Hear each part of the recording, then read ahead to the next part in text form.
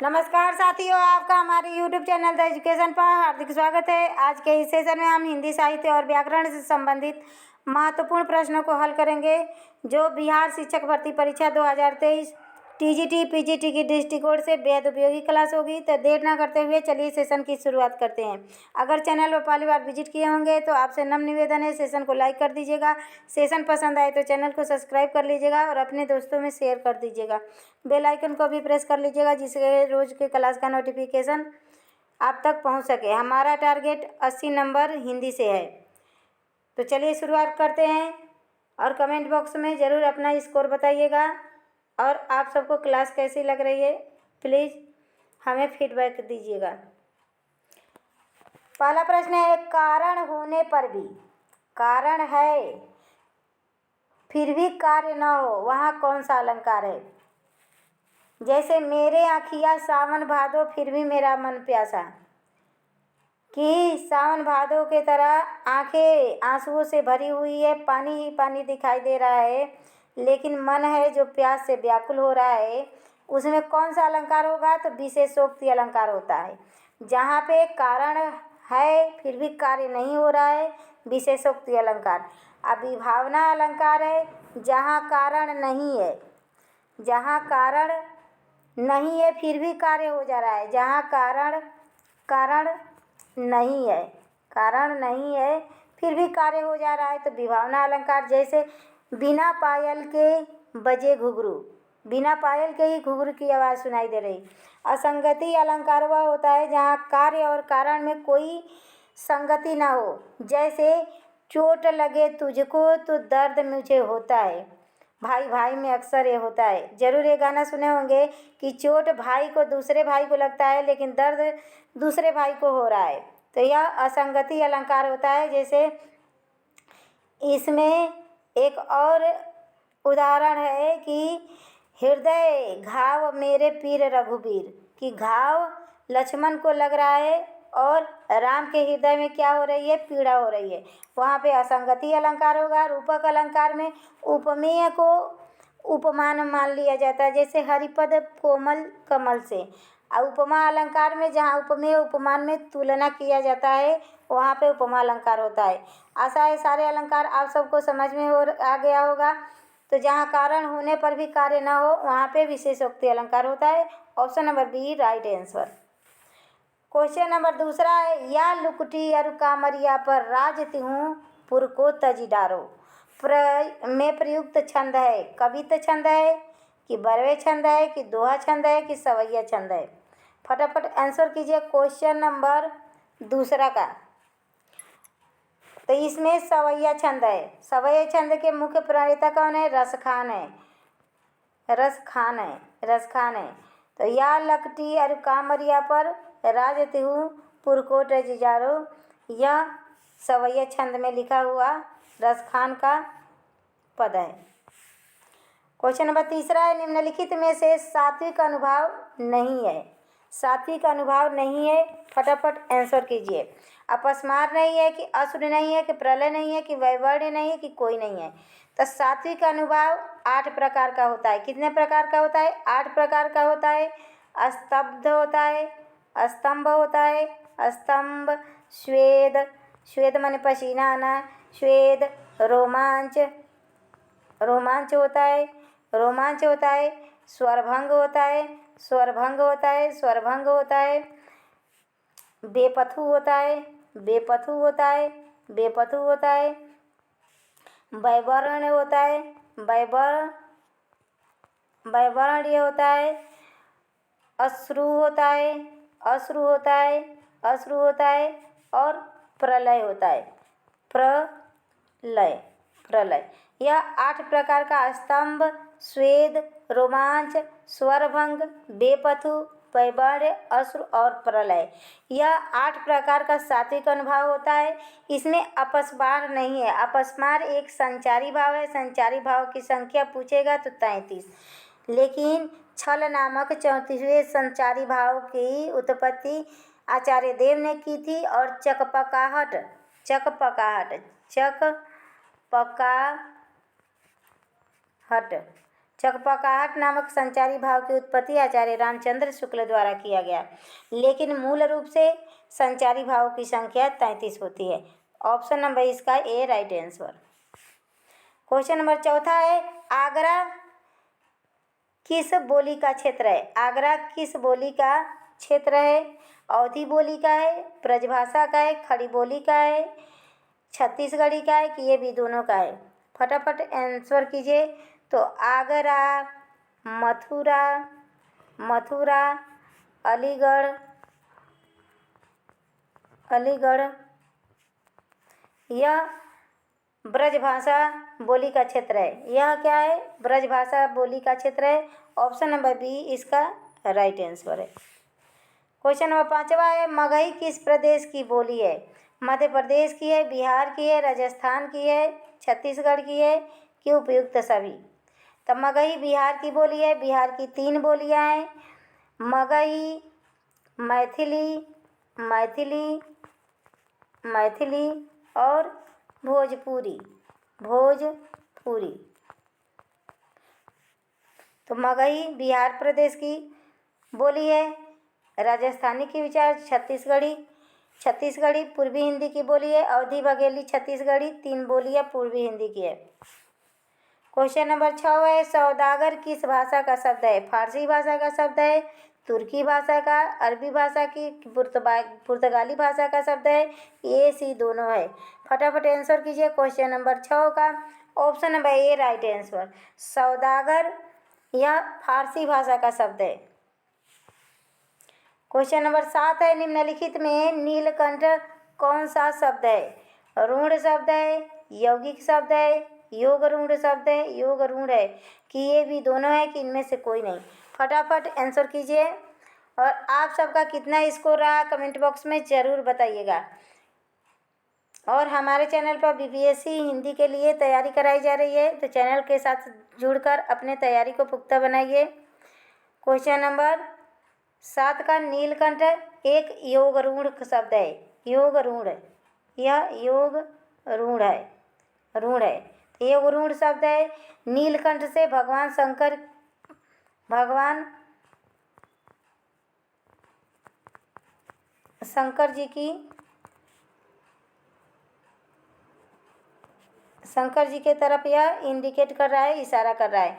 तो योग रूढ़ शब्द यह बहुव्रीहि समास के अंतर्गत आता है। योग रूढ़ शब्द और पर्यायवाची शब्दों के अंतर्गत आता है। यौगिक शब्द में 2 अलग अलग है, जैसे रसोई घर, रसोई घर, तो रसोई के लिए घर। यौगिक शब्द रसोई और घर 2 अलग अलग शब्द है, मिलकर यौगिक योग बन गया है।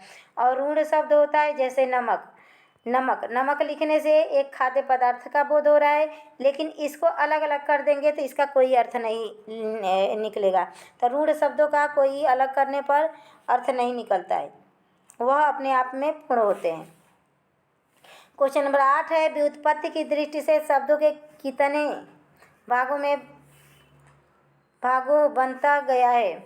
व्युत्पत्ति की दृष्टि से शब्दों को कितने भागों में बताया गया है? 2 भागों में, 6 भागों में, 8 भागों में, 4 भागों में या सभी में? फटाफट आंसर कीजिए क्वेश्चन नंबर 8 का। Option number D right answer. व्युत्पत्ति की दृष्टि से शब्दों को 4 भागों में बांटा गया है। पहला है तत्सम, तत्सम शब्द। दूसरा है तद्भव, तद्भव शब्द।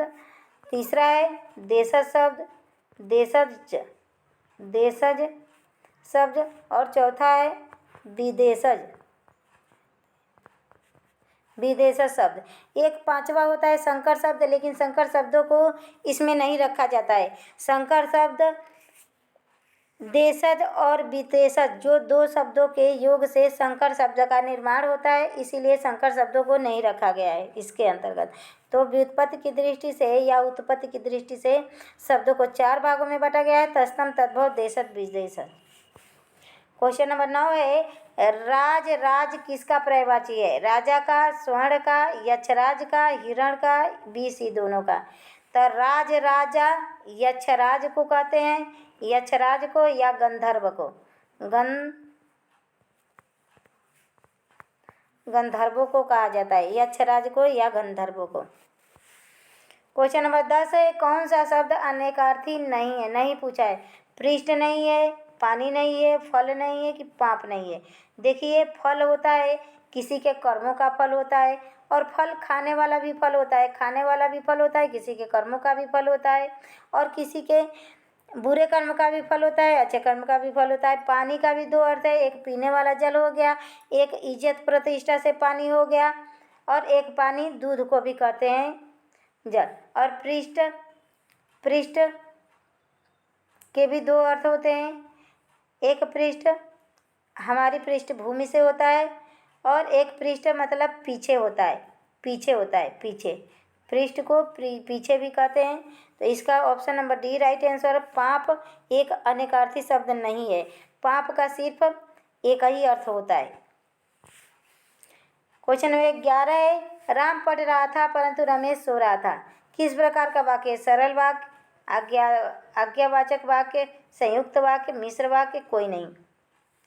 तो देखिए, एक उद्देश्य, वाक्य के दो घटक होते हैं, एक उद्देश्य होता है, और एक विधेय होता है, एक विधेय होता है। उद्देश्य कर्ता को कहते हैं, विधेय क्रिया को कहते हैं। तो जिस वाक्य में एक ही उद्देश्य एक ही विधेय हो, सरल वाक्य होता है। तो इसमें तो एक उद्देश्य नहीं, दो दो उद्देश्य दो दो विधेय हैं, तो ये कट गया। आज्ञा इसमें दिया नहीं जा रहा है। तो मिश्र वाक्य वह वाक्य होता है कि प्रथम वाक्य पर दूसरा वाक्य निर्भर होता है, आश्रित होता है, वहाँ पे मिश्र वाक्य होता है। और इसमें है संयुक्त वाक्य। Option number C right answer. जहाँ पे दो स्वतंत्र वाक्य किसी अव्यय के साथ, किसी योजक शब्द के साथ जुड़ा हो, वहाँ पे संयुक्त वाक्य होता है। वहाँ पे क्या होता है? संयुक्त वाक्य होता है। तो इसका राइट आंसर क्या है? ऑप्शन नंबर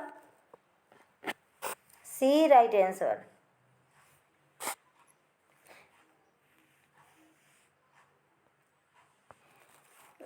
संयुक्त वाक्य की पहचान कैसे करें? तो इसका है अलग, अलग, लेकिन, लेकिन, इसलिए, इसलिए। जब दो वाक्यों के बीच में ये सब योजक शब्द आए, इसलिए, किंतु, किंतु, परंतु, यह सब शब्द आए तो समझ लीजिएगा 100% वहाँ पे संयुक्त वाक्य होगा। क्वेश्चन नंबर 12 है, भाषा भूषण किसकी रचना है? तो भाषा भूषण जसवंत सिंह की रचना है, मतिराम का है, ललित लामलाम, बिहारी दास का है, बिहारी सतसई। और सतसई में कहीं कहीं 713 दोहे मिलते हैं, कहीं कहीं 719 दोहे मिलते हैं। तो ऑप्शन नंबर सी इसका राइट आंसर। क्वेश्चन नंबर 13 है, चाँद का मुँह टेढ़ा है। तो जब आदमी की मुक्ति हो जाती है तो उसका मुंह क्या हो जाता है? टेढ़ा हो जाता है, थोड़ा प्राण निकलता है। तो मुक्ति बोध, चाँद का मुंह टेढ़ा मुक्ति बोध की है। अज्ञेय जी क्या है? कितने नाव में कितने बार। नागार्जुन जी का है, नागार्जुन जी का मूल नाम वैद्यनाथ मिश्र है, और इनका खिचड़ी विप्लव देखा हमने, तालाब की मछलियाँ, कई सारे हैं। नरेश मेहता का प्रसिद्ध काव्य है, नरेश मेहता का प्रसिद्ध काव्य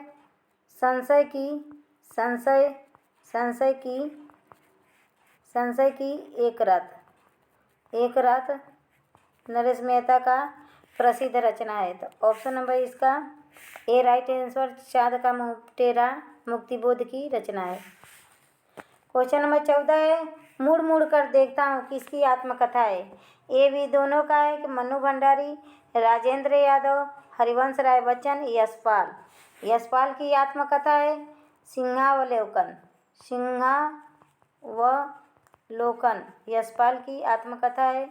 हरिवंश राय बच्चन की आत्मकथा 4 भागों में विभाजित है।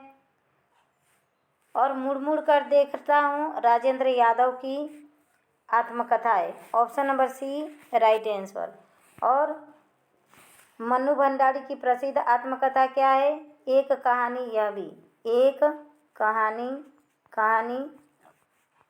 यह भी। तो ऑप्शन नंबर इसका सी राइट आंसर। क्वेश्चन नंबर 15 है, संशय की एक रात किसका काव्य है? तो संशय की एक रात नरेश मेहता का काव्य है। Option number B right answer. इसमें राम जी और लक्ष्मण जी को जब शक्तिमान लगा था तो रावण और राम के युद्ध के समय का सिर्फ एक रात का चित्रण हुआ है संशय की एक रात में। ऑप्शन नंबर इसका B right answer. Question number 16 है, इरावती किसका उपन्यास है? तो इरावती, तीतली, कंकाल, तीतली और इरावती, यह तीनों जयशंकर प्रसाद का उपन्यास है। और इरावती उनका अपूर्ण उपन्यास है, तो option number B right answer. Question number 17 है, पुनर्नवा उपन्यास किसका है? भगवती चरण वर्मा का है कि हजारी प्रसाद द्विवेदी का है कि निराला जी का है कि महावीर प्रसाद द्विवेदी का है कि उपयुक्त सभी? क्वेश्चन नंबर 17 का option number B right answer, Hazari Prasad Dwivedi का है। चारुचंद्र लेख, पुनर्नवा, अशोक के फूल, यह सब हजारी प्रसाद द्विवेदी जी का उपन्यास है। क्वेश्चन नंबर 18 है, सांध्य गीत किसकी रचना है? तो सांध्य गीत निहार, नीरजा, सांध्य गीत, यह सब महादेवी वर्मा जी की रचनाएं हैं। Option number D right answer. Question number 19 है, किस शब्द में द्विगु समास नहीं पूछा है? चौराहा, त्रिभुवन, सप्ताह, चतुरानन। तो देखिए, चौराहा में 4 राहों का समूह, त्रिभुज 3 भुजाओं वाला, सप्ताह में 7 दिन होते हैं। तो सब द्विगु समास का मतलब प्रथम पद संख्यावाची। लेकिन चतुरानन में भी 4 हैं आनंद जिनके, तो 4 हैं आनंद जिनके, ब्रह्मा जी को इंडिकेट कर रहा है। तो चतुरानन में बहुव्रीहि समास है, न कि द्विगु समास है, बहुव्रीहि समास है चतुरानन में। ऑप्शन नंबर डी इसका राइट आंसर। क्वेश्चन नंबर 20 है, कौन सा शब्द पुल्लिंग है? ताला है, बेल है, माला है, सैया है, कोई नहीं। क्वेश्चन नंबर 20 फटाफट आंसर कीजिए। तो ताला लटका होता है, ताला लगाया जाता है, बेल चढ़ती है, माला गुथी जाती है, सैया बनती है। तो यह तीनों स्त्रीलिंग है और ताला पुल्लिंग है। क्वेश्चन नंबर 21 है, संसार शब्द में कौन सी संधि है? व्यंजन संधि है। तो सम धन कार संसार, सम धन कार संसार। तो देखिए, इसमें व्यंजन संधि है। देखिए, पहले पद का लास्ट व्यंजन अगर व्यंजन हो तो वहाँ पे व्यंजन संधि होता है। गुण संधि में एक ही मात्रा होती है, या ऐ की मात्रा या ओ की मात्रा होती है। विसर्ग संधि में विसर्ग रहता है और स्वर संधि के 5 भेद होते हैं। क्वेश्चन नंबर 22 है, माँ ने बच्चे को खेलते देखा, वाक्य में कौन सा कारक है? संबंध कारक है, अपादान कारक है, संप्रदान कारक है, कर्म कारक है कि ए बी सी दोनों है?